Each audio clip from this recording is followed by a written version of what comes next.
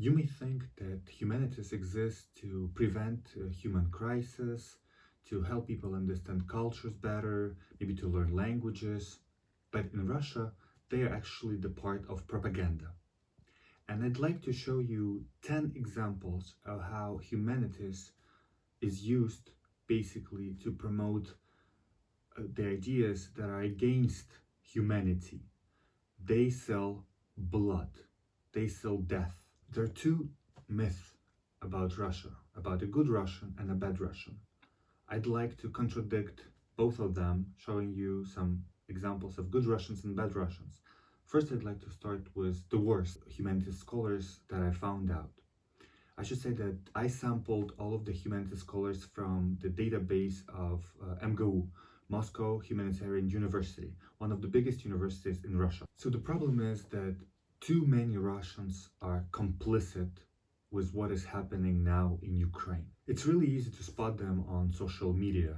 They have so-called Georgian stripe. It's a symbol of Russian army. They also use the rhetoric of the war has two sides and Ukrainian side creates its own propaganda as the Russian government does. The Russian liberals are also known to be the right-wing soft cells who kind of pretend to be standing on certain principles, but actually when you start reading them, you understand that they're really for the state, for repression, and for control and order. There is also one particular feature about a bad Russian trying to blame the Kremlin or the power for what they do. They say they didn't know. They said it was an order.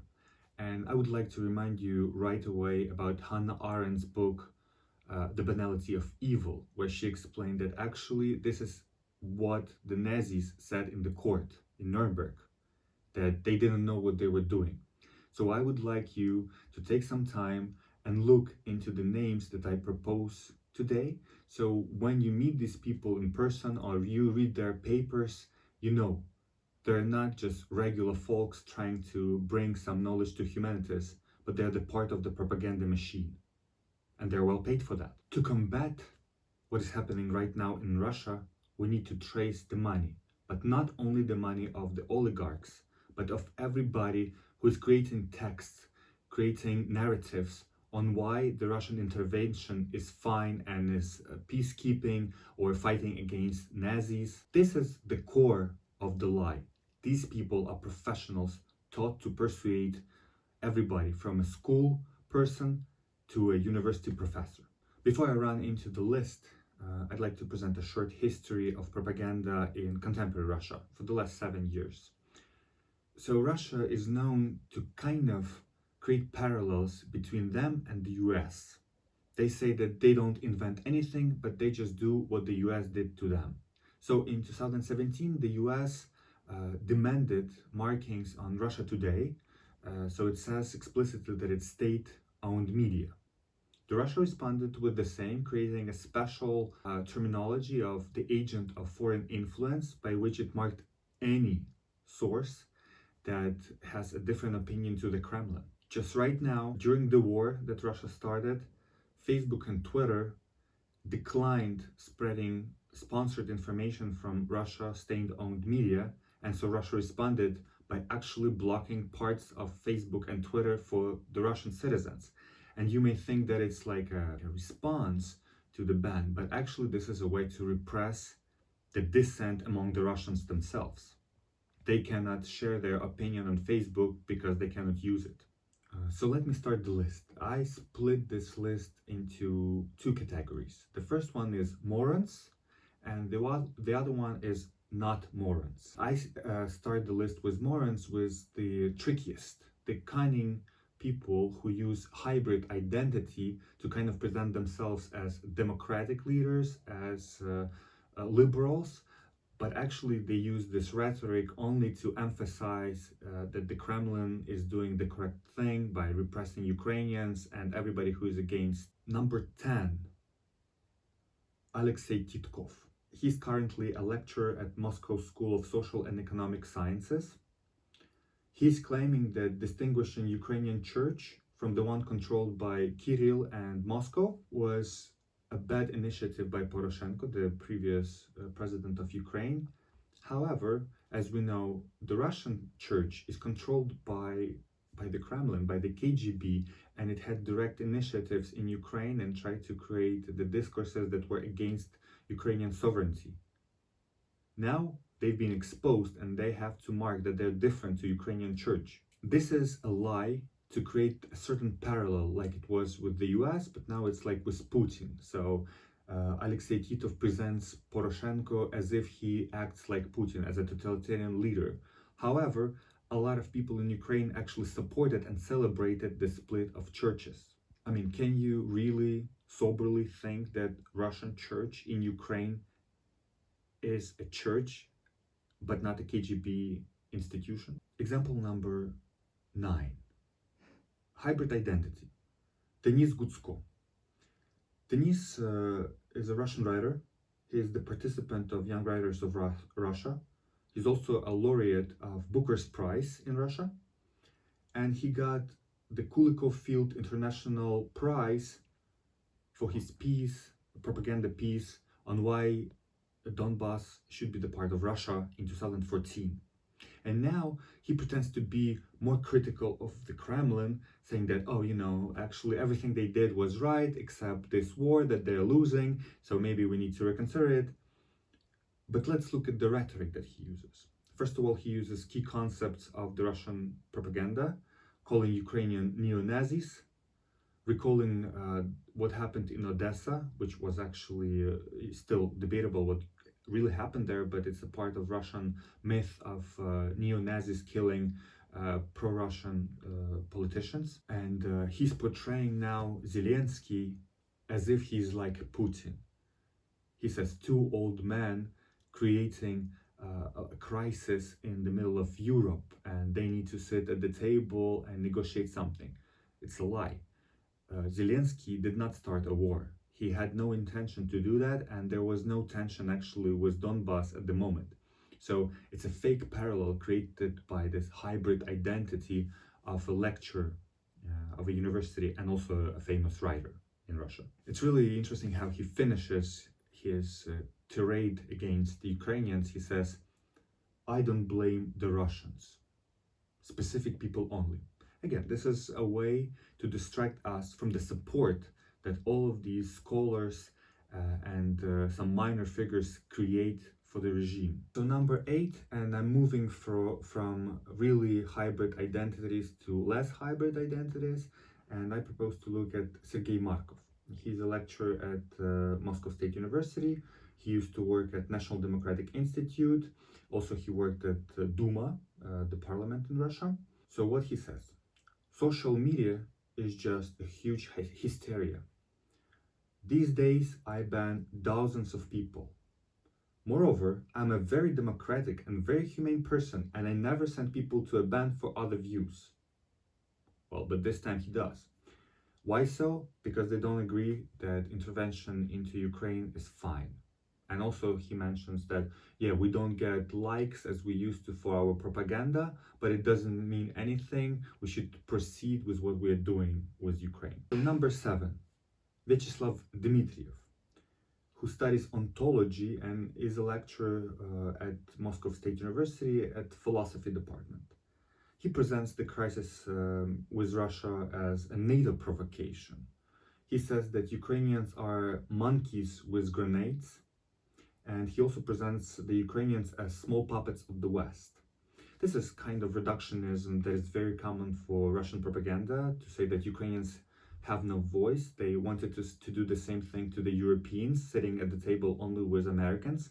They still try to reiterate the idea that there are only 2 poles in the world, the US and Russia, and there is nothing in between.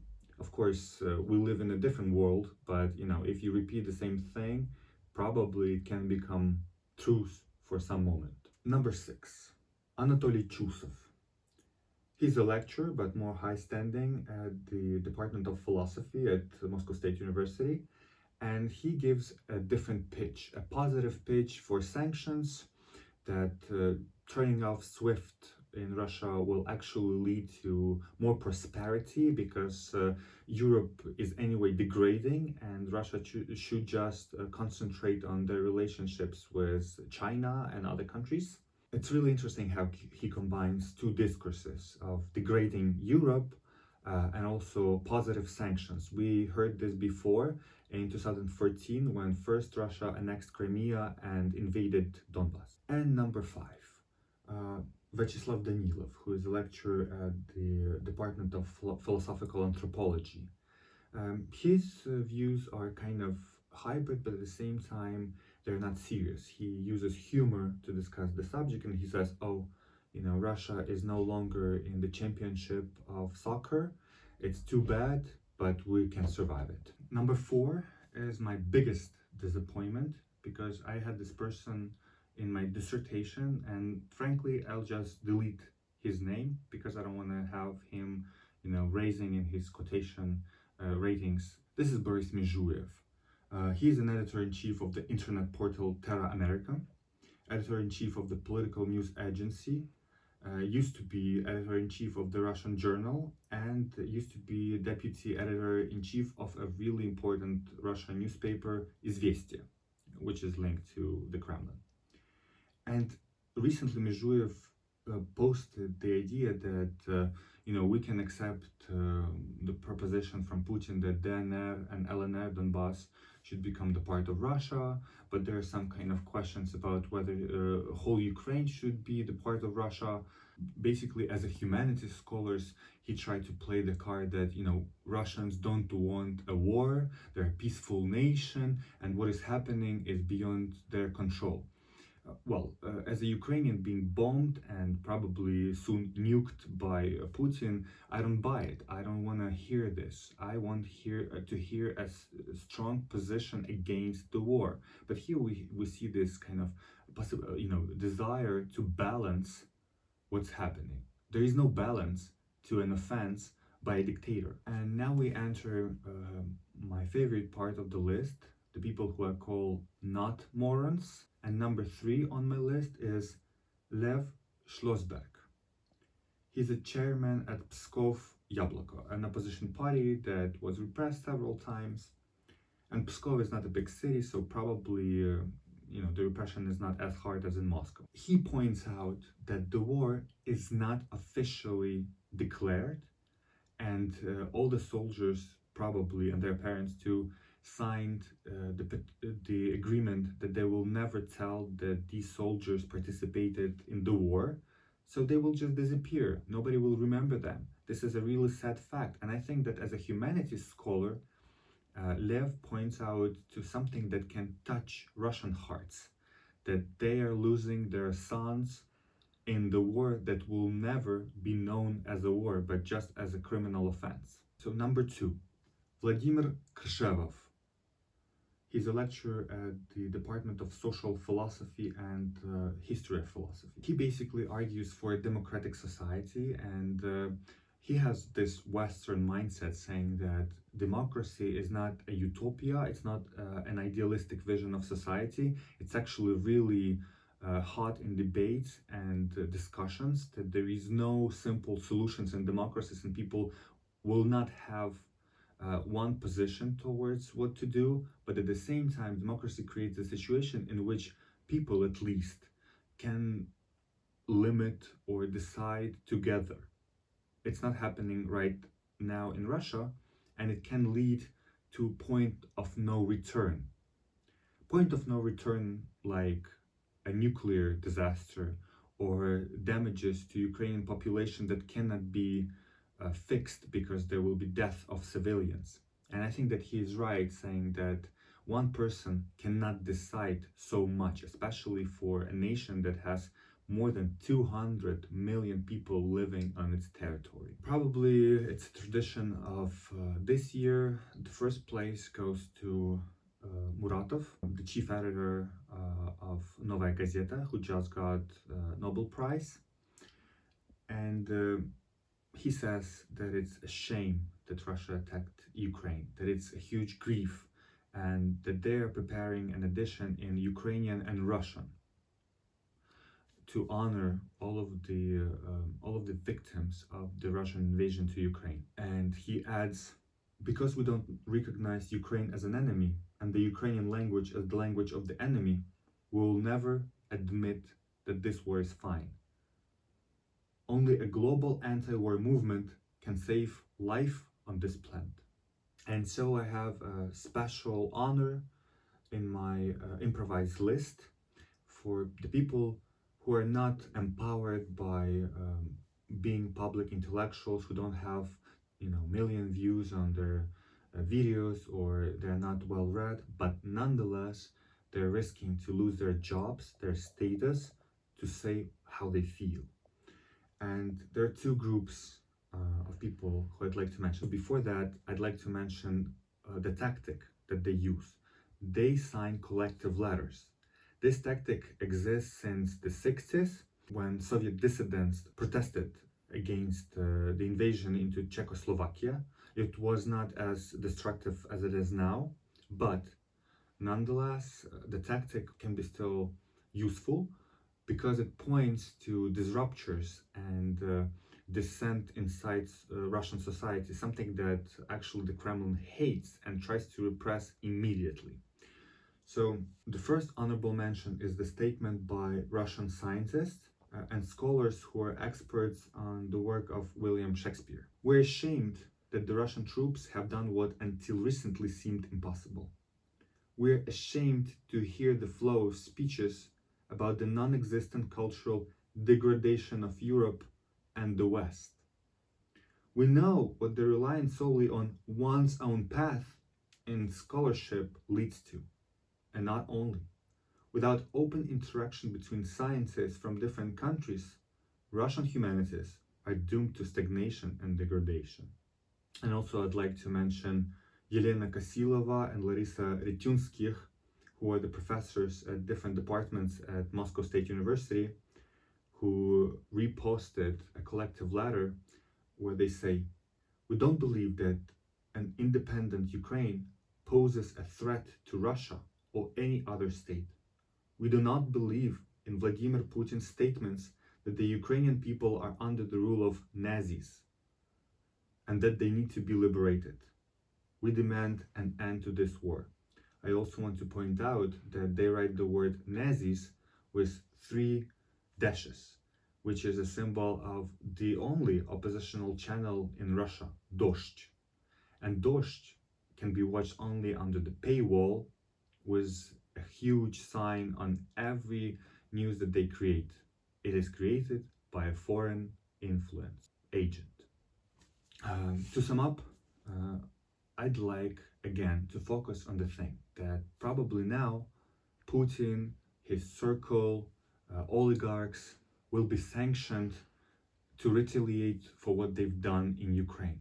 But not only them are complicit. And I'm not talking about some faceless people eating propaganda. No, I'm talking about the people who are creating this propaganda on the highest level in scholarship that will last for decades. And probably it will have to be revised constantly so we get rid of propaganda in science. Thank you so much for watching this. Please let me know if you have any comments.